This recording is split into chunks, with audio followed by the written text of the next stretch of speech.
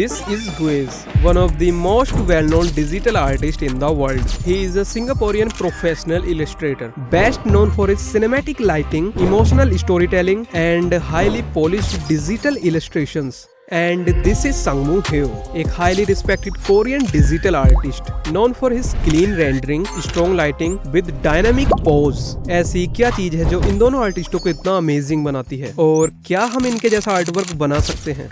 Of course not, unless you take personal classes from them, जो कि इस जन्म में तो होने नहीं वाला, और या फिर हो सकता है। इंट्रोड्यूसिंग कोलोसो, एक ऐसा प्लेटफॉर्म जिस पर ऑलमोस्ट सभी प्रोफेशनल आर्टिस्ट्स के कोर्सेज मिल जाएंगे, एंड सरप्राइजिंगली इन दोनों के कोर्सेज भी यहाँ पर हैं, एंड दोनों में ही पहला चैप्टर तो of course self introduction and orientation है। मेन मसाला स्टार्ट होता है सेकंड चैप्टर से, लेकिन प्रॉब्लम यह है कि इन दोनों कोर्सेज के अंदर क्या है वो मैं तुम्हें डायरेक्टली नहीं दिखा सकता, ऑफ कोर्स भाई, because of the copyright issue. तो क्या करा जाए, अगर डायरेक्ट नहीं दिखा सकते तो इनडायरेक्ट तो दिखा ही सकते। अगर हम गुइज के आर्टवर्क को ध्यान से देखेंगे तो ये कुछ चीजें हैं जो हमें नोटिस होंगी। First and the most important चीज है हाई कॉन्ट्रास्ट, काफी ज्यादा डार्क शेडोज और bright highlights and very controlled mid tones, इसीलिए तो गुइज का आर्ट स्टाइल इतना ज्यादा सिनेमैटिक लगता है। सेकंड है स्ट्रॉन्ग एंड ऑसम कंपोजिशन। वैसे तो डिटेल्स हर जगह हैं, तब भी तुम कैरेक्टर को क्लियरली देख सकते हो क्योंकि कंपोजिशन ही इतना ज्यादा स्ट्रॉन्ग है। तीसरी चीज जो मैंने नोटिस की थी, moody environment and of course highly detailed background. Artwork always look alive, like something happening in this moment. Fourth है glowing things to grab viewers eyes. 5 rim light and bounce light, character को और भी ज्यादा cinematic बनाने के लिए and background से separate करने के लिए। 6 extra details and accessories like hair pin, earrings and belt. Belt ही बेल्ट, हर जगह बेल्ट। एक और इम्पोर्टेंट चीज जो तुम नोटिस करोगे, merging future, past and present together, like medieval and modern mix artwork. And इस सब के ऊपर से गुइज की beautiful and top notch rendering.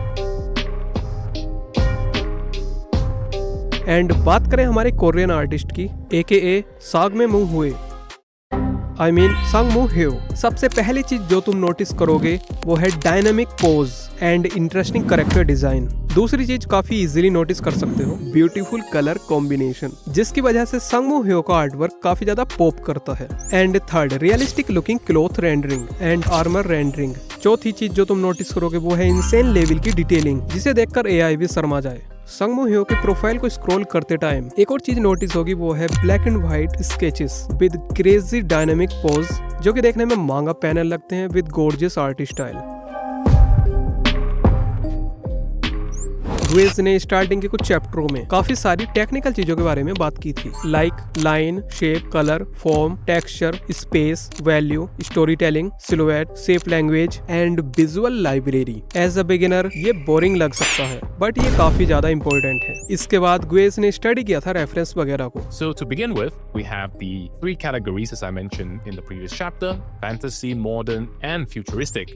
Reference वगैरह के बाद गुइज का नेक्स्ट स्टेप होता है कॉन्सेप्ट रफ स्केच, और शुड आई से कॉन्सेप्ट रफ स्केचेस। यस, ये रफ स्केचेस हैं। फाइनल रेंडरिंग से पहले ही मेक श्योर हर चीज अच्छे से वर्क कर भी रही है या नहीं, कैरेक्टर का पोज कैसा है, कंपोजिशन अच्छा है या नहीं, कॉन्ट्रास्ट वर्क कर रहा है या नहीं, एंड कलर्स में कुछ चेंज करने की जरूरत तो नहीं है। And what about the hairstyle, long सही रहेगा या शॉर्ट। सीधा सीधा बोलूं तो हमें कैरेक्टर के काफी सारे वेरिएंट्स ड्रॉ करने हैं। इसके बाद इन सभी कॉन्सेप्ट डिजाइन्स में से जो चीज सही लग रही है उनको लेकर एक फाइनल कैरेक्टर डिजाइन तैयार करना है। कैरेक्टर का फाइनल कॉन्सेप्ट डिजाइन करने के बाद गुइज का नेक्स्ट स्टेप होता है रेंडरिंग।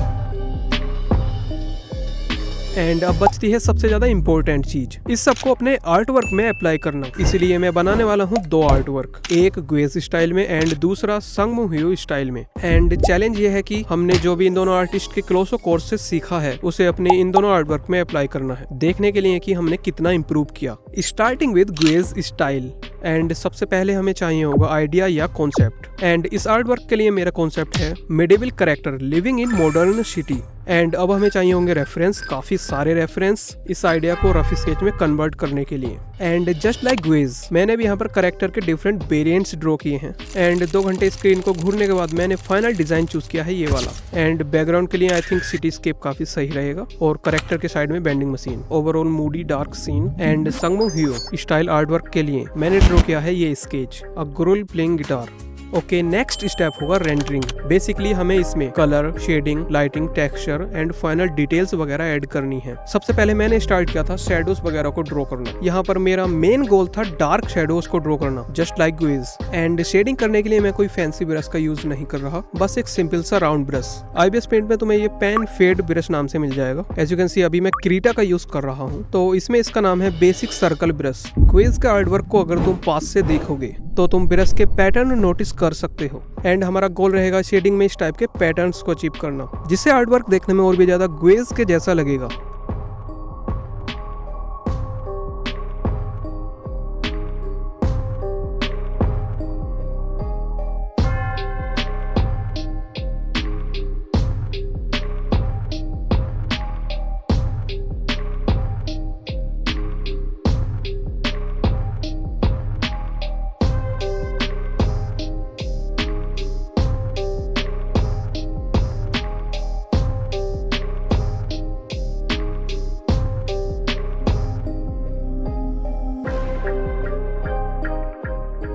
ओके, 5 घंटे एंड 18 मिनट के बाद हमारा कैरेक्टर ऑलमोस्ट कंप्लीट हो गया है। एंड अब मैं ड्रॉ करने वाला हूँ बैकग्राउंड, जो कि काफी चैलेंजिंग होने वाला है, क्योंकि ग्वेज के बैकग्राउंड्स काफी भयंकर डिटेल में होते हैं। लुक एट दिस, डैम भाई कितनी ज्यादा डिटेल है। टाइमर सेट, हमारे पास 1 घंटा है इस बैकग्राउंड को बनाने के लिए। Okay, let's do it. 3 2 1 गो।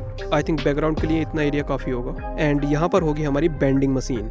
अभी ये बेंडिंग मशीन तो बिल्कुल नहीं लग रही, इसमें हमें ड्रिंक्स वगैरह ड्रॉ करनी होंगी। एक चाहिए होगी हमें पेप्सी की बोतल। Next blue and green drink, my personal favourite Sprite. Okay, इसे गैस करो ये कौन सी ड्रिंक है। Wrong, it's classic Coca Cola. Okay, इस वाली ड्रिंक को गैस करके दिखाओ। जो सही गैस करेगा उसके लिए कस्टम ब्रश फ्री।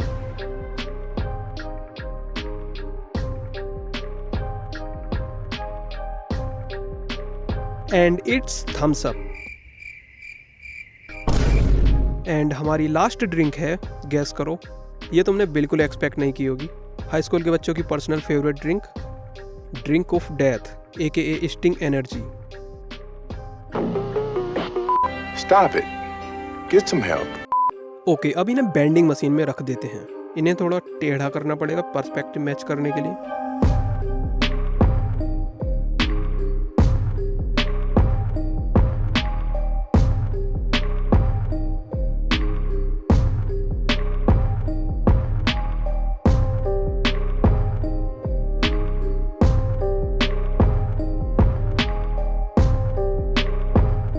बैकग्राउंड को ड्रॉ करते टाइम मैंने ग्वेज के आर्ट में एक और चीज नोटिस की, वो है बैकग्राउंड एंड करेक्टर के बीच का contrast. Most of the time dark character and light faded background and sometime blur background, specially around character head, overall character के सिलुएट को इनहेंस करने के लिए। ओके, ऑलमोस्ट 1 घंटा भी होने वाला है। ये है हमारा final result, Guweiz style artwork. Wow, nice. बीच में है हमारा करेक्टर बारिश के मौसम में लेट नाइट शॉपिंग करते हुए। पीछे के सिटी के बैकग्राउंड को मोस्टली मैंने ब्लर एंड फेडेड रखा है। एंड बेंडिंग मशीन को भी हल्का सा ब्लर किया है। एंड फोरग्राउंड में ड्रॉ किया है ये इलेक्ट्रिक पोल, आर्ट वर्क में और भी ज्यादा डेप्थ ऐड करने के लिए। एंड ये है result Sangmo Hue style artwork का।